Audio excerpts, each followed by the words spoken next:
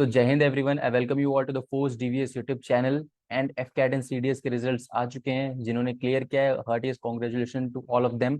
But I am here to talk to them जिनका clear नहीं हुआ है या फिर जिनका एफकैट क्लियर हुआ भी है but they are in the range of 155, 160, 165 ऐसे मार्क्स आ रहे हैं ना। सो माय फ्रेंड्स, आपको अपनी स्ट्रेटजी पे वर्क करना है। ठीक है, आपका नहीं हुआ कोई बात नहीं, बट कहाँ पे रह गए आप? जिनका हुआ है और जिनका नहीं हुआ है, केवल प्रिपरेशन स्ट्रेटेजी में दिक्कत है अगर आपने पढ़ाई की है तो। ठीक है, let me give you example कि आपके सर्कल में ऐसे फ्रेंड्स होते हैं जो कि बहुत कम पढ़ रहे हैं but they are still able to clear AFCAT examination.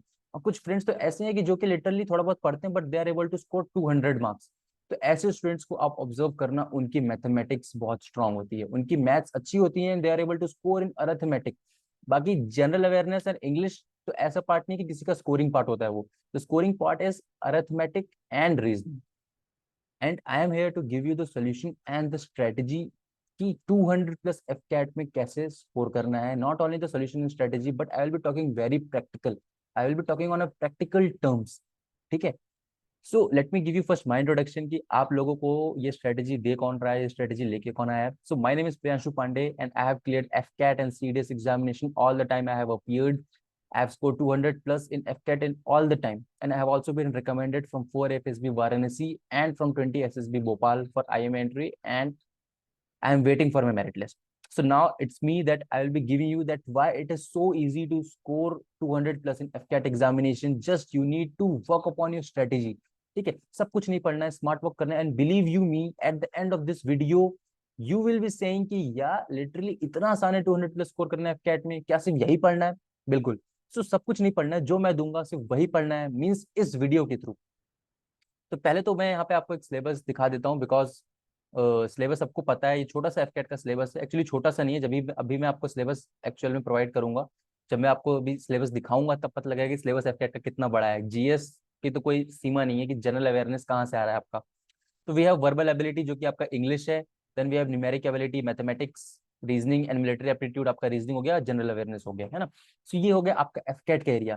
Now let me tell you कि स्कोरिंग एरिया कौन सा है, कि जो बच्चा FCAT में 200 प्लस स्कोर कर रहा है, आपके फ्रेंड जो स्कोर कर रहे हैं वो कैसे कर रहे हैं और आप भी इसको कैसे कर सकते हैं। Just think on these terms and you need not to worry. मैं यहाँ पे स्ट्रेटेजी दोनों के लिए लेके आया हूँ। If you have good maths या फिर आपकी मैथ्स अच्छी है बट आपने सिलेबस कंप्लीट नहीं किया है, तो how can you score 200 plus? और आपकी मैथ्स अच्छी नहीं है, अच्छी करना भी नहीं चाह रहे हैं, कि आपको लगता है कि एकदम हार मान चुके हैं कि अच्छी होगी नहीं, तो उसके लिए भी मेरे पास सोल्यूशन है कि how you also can score 200 plus in FCAT examination without scoring 55 plus in mathematics and all.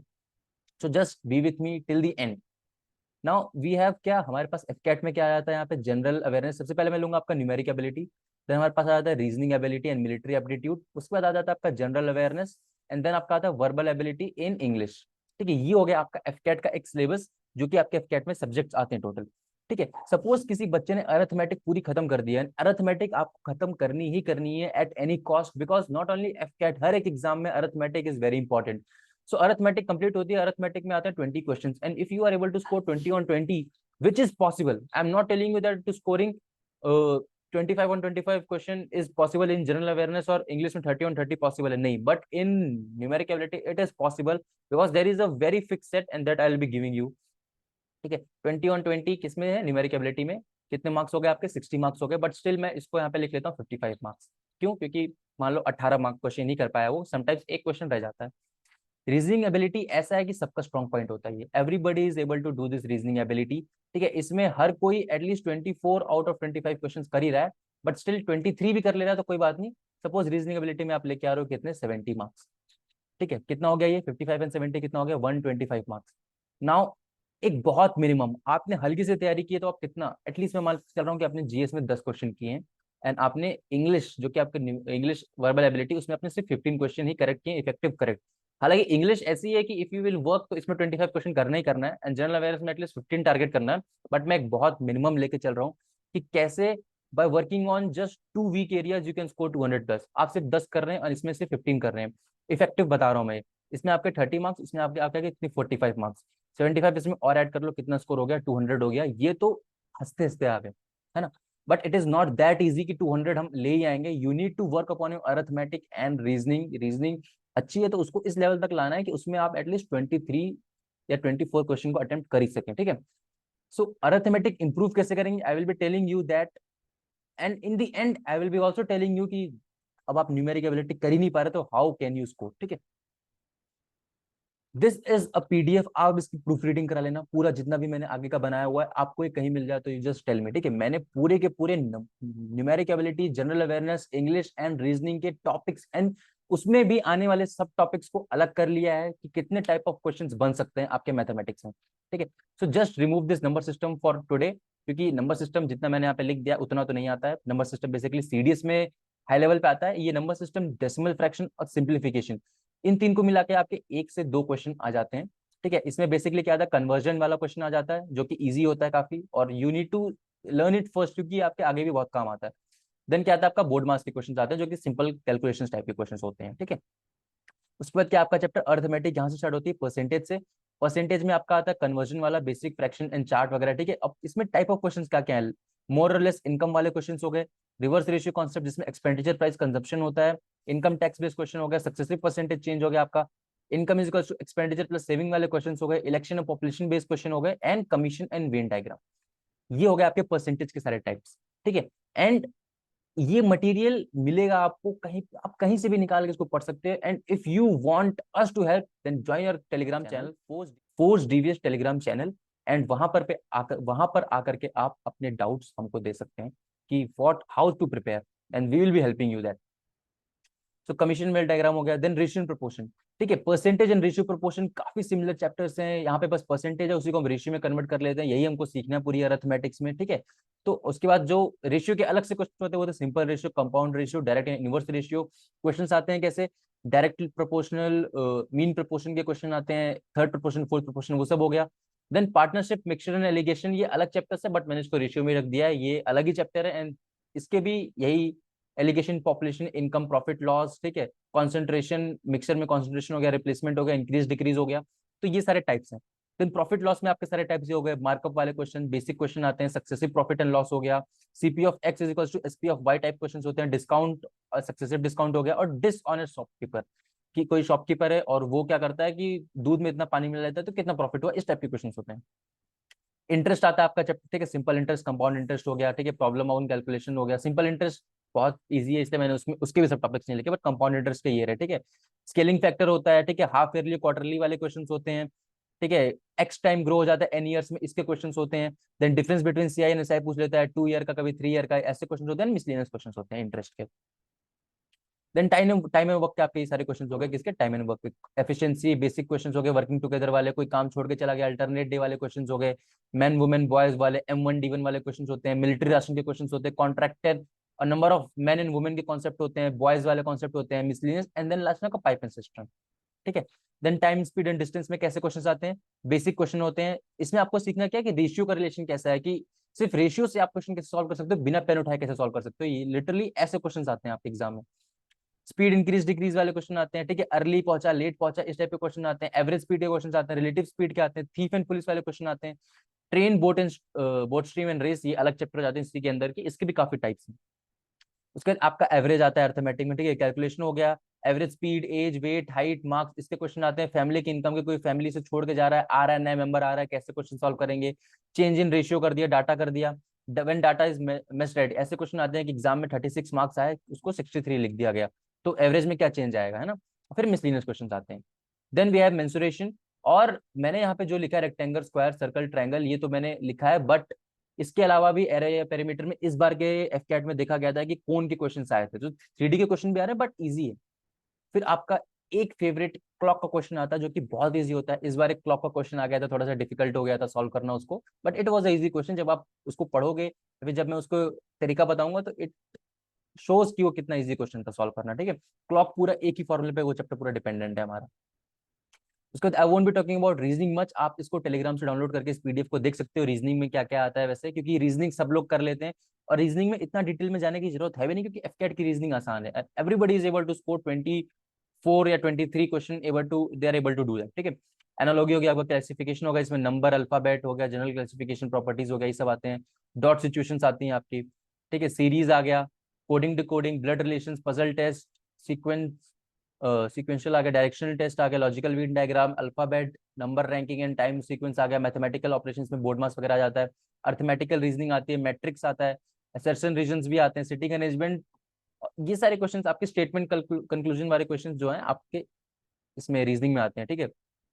Statement assumption हो गया, आर्ग्यूमेंट्स हो गया, data sufficiency and non verbal reasoning.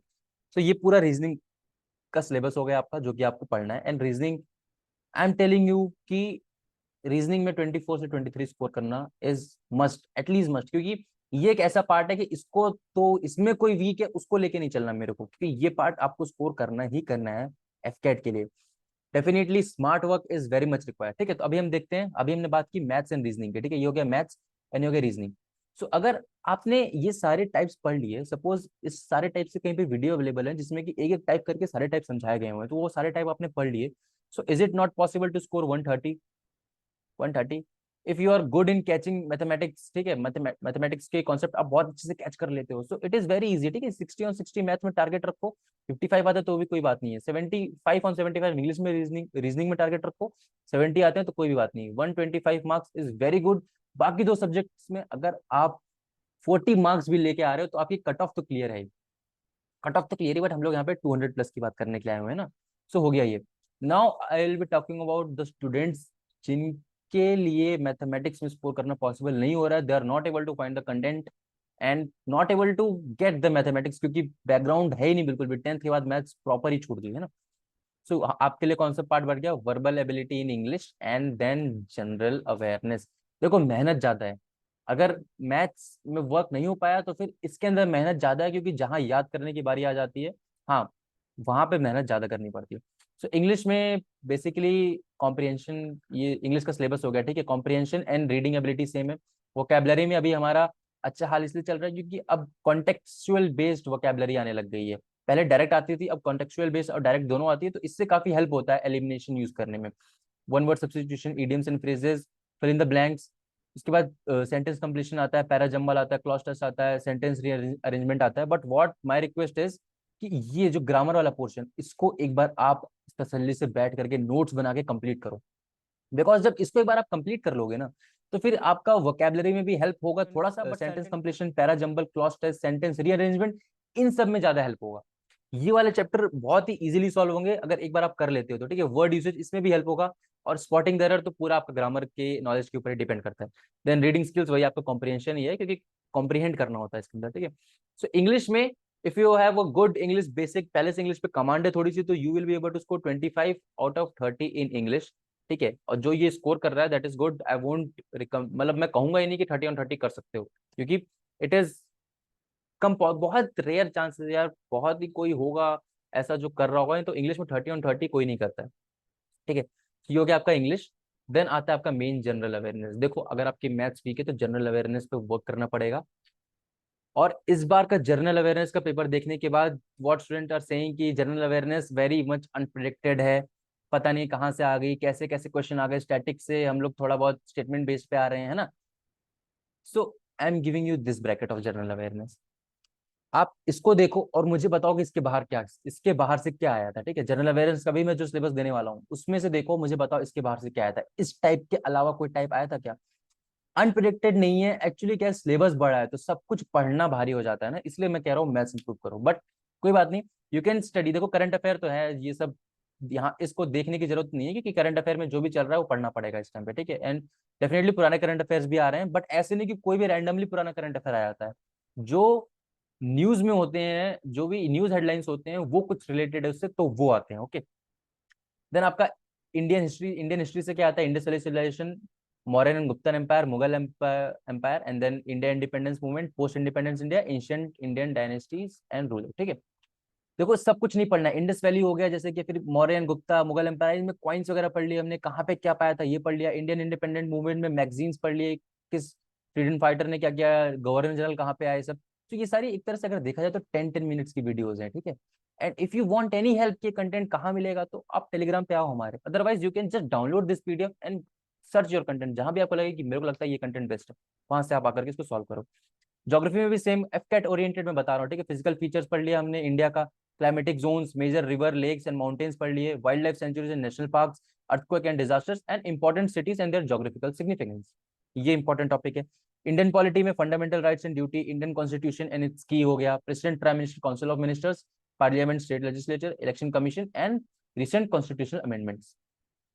तो यहाँ तक इकोनॉमिक्स तक तो हमारा वही नॉर्मल जीएस चल रहा है जो हम पढ़ते हैं सभी के लिए, बट इसमें भी लिमिटेड ही पढ़ना है, यही सब पढ़ना है. इकोनॉमिक्स में क्या, GDP, economic growth, facial and monetary policies, banking and financial institution, inflation, deflation and foreign trade and trade policies, economic planning of India, जो कि एक 11th की एनसीईआरटी है पूरी. ठीक है.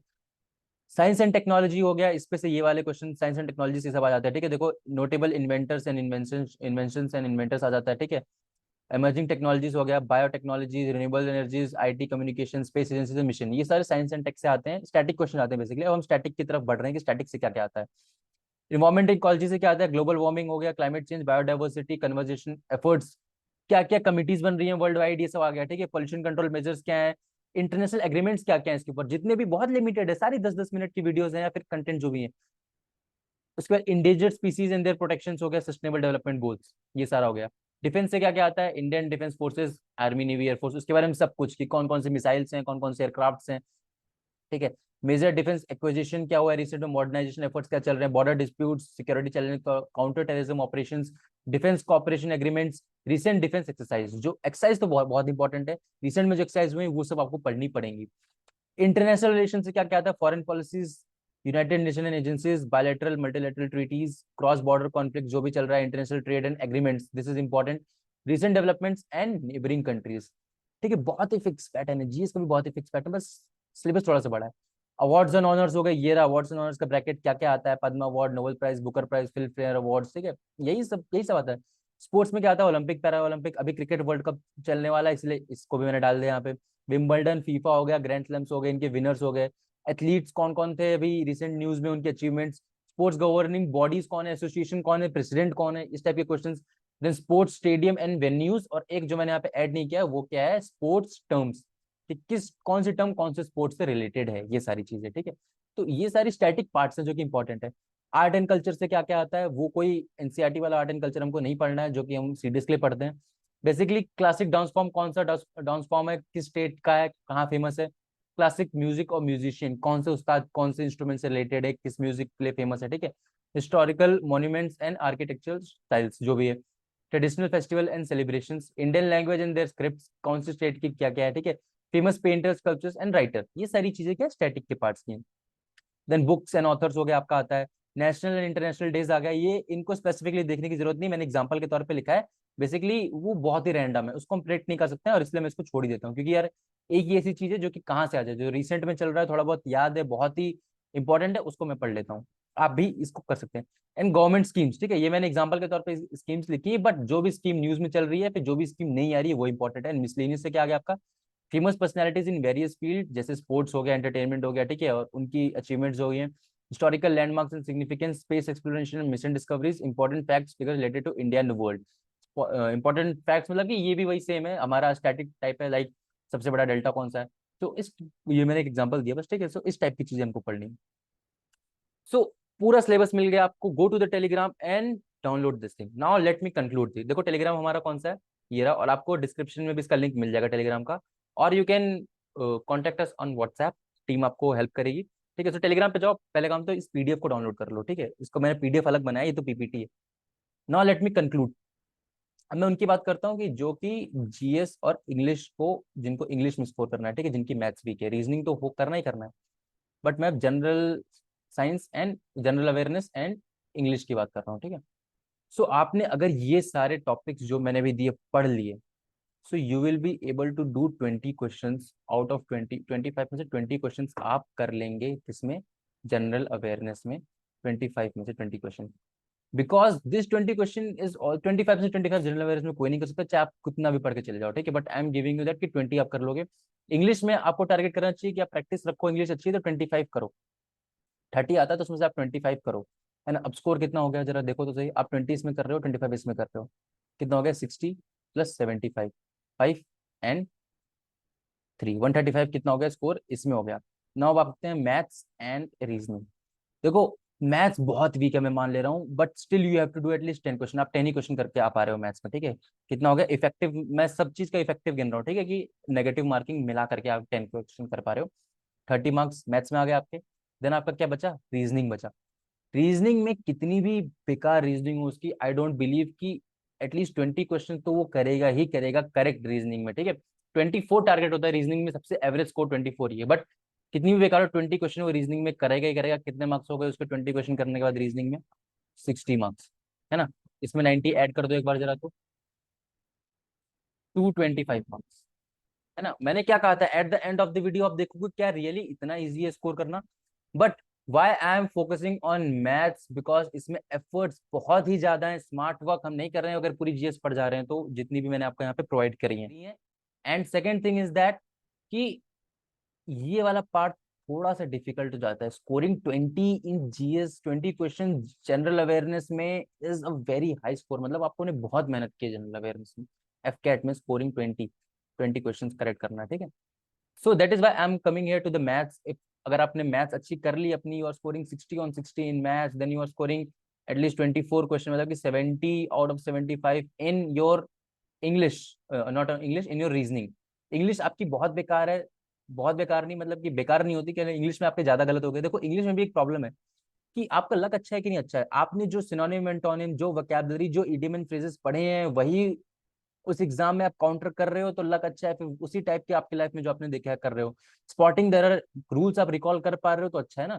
सो दैट इज वाई यहाँ पे थोड़ा सा गेम चेंज होता है इस वाले पार्ट में, बट इस वाले पार्ट में कभी गेम चेंज नहीं होता है, ठीक है।